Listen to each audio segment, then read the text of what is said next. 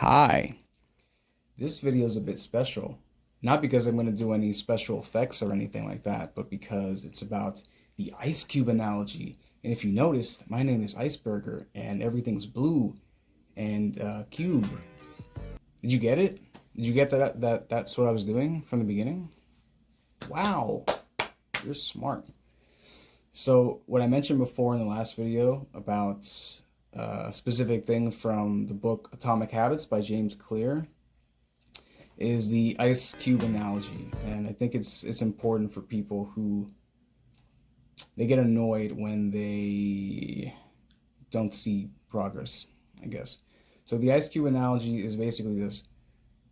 Everyone knows that the melting point of ice is 32 degrees Fahrenheit, 0 degrees Celsius for all you people there. So let's say you have an ice cube, put on a heater. The heater is at 29 degrees, right? You put it up a degree.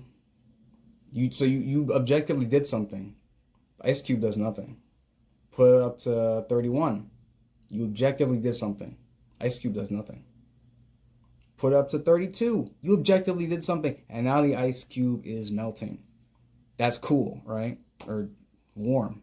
But you could not have gotten there if you did not raise up those degrees before you hit 32. It's not just 31 to 32. Whoa, just 1 degree change. It melt. No, you had to hit those 31 prior degrees to get to this point. Point being, there are some things in real life that follow the same template. There are some goals or processes that you're going to try to achieve that even when you put in the objective work, nothing appears to happen. But when you finally put in enough of that work and then something does seem to happen, you might get excited. You're like, oh, I'll just do that last thing over and over. That's not necessarily how it goes. There are some things where you do seemingly meaningless actions until you hit the jackpot, right?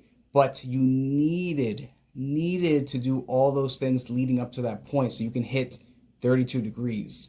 You needed to heat up to that point to melt the ice. Okay? A good example of this is, well, my weight loss. I'll use my own example here. Now, by the way, in case of the ice melting, that will show itself in different ways. You have to measure certain things in different ways. So it's not always going to be very visible. Like, oh man, the ice is melting. That's very obvious. You might measure something a different way, which I'm about to get to. But just keep that in mind, okay? It's not everything will be super obvious, but there will be a point in your goal, your process that you will see things are actually starting to change, to shift, to turn around. So in terms of my weight loss, I do heavily encourage people who are losing weight, by the way. I know everyone checks their phone for the time, but get a watch.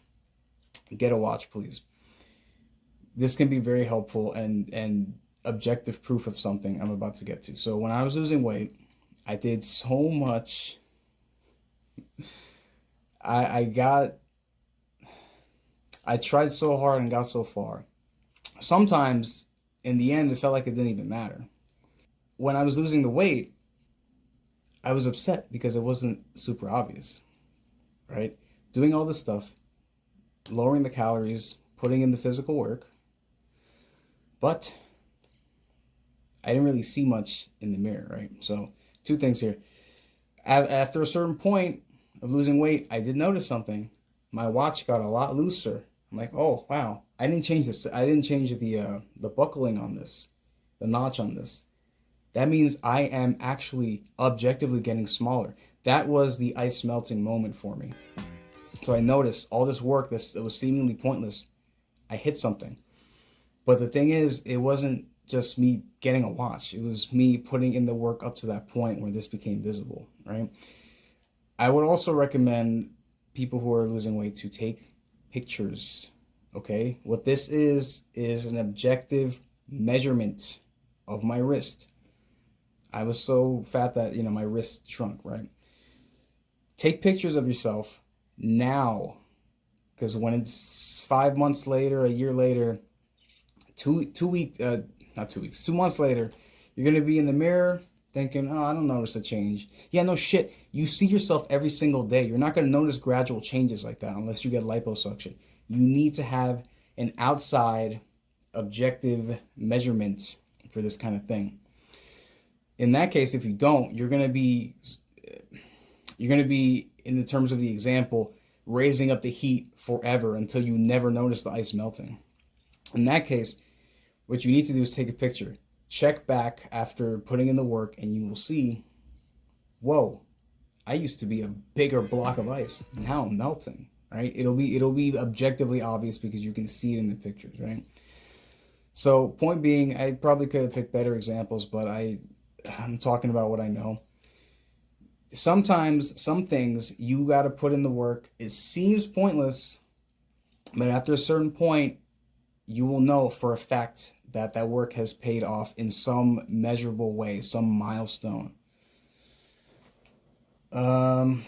It's not always going to be that way though. Sometimes you might just be doing useless work. So, have a way to measure it. Okay, have a way to actually measure this stuff. Disclaimer: measure your what's that phrase? What isn't measured cannot be managed. So, depending on what you're doing, measure your progress, okay? But point is, don't just stop heating up the ice because you see it's not melting. Keep doing it. Keep doing it.